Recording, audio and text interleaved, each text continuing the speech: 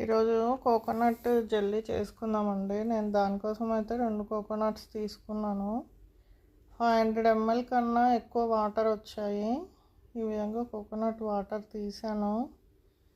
దీంట్లో కోకోనట్ కూడా లేత కొబ్బరి కూడా తీసాను. ఇది ముంచులాగే ఉంటుంది సేమ్. చూడండి, ఆ విధంగా తీయాలి. కొబ్బరి చిన్న చిన్న పీసెస్ లాగా కట్ చేసుకోండి. ఈ కోకోనట్ వాటర్ ఒక ప్యాన్ పెట్టి ఆ ప్యాన్లో కొంచెం హీట్ చేయండి. దాంట్లో అగరగర వేయండి. అగరగర మెల్ట్ అయ్యే వరకు ఉంచి బంద్ చేసేయండి.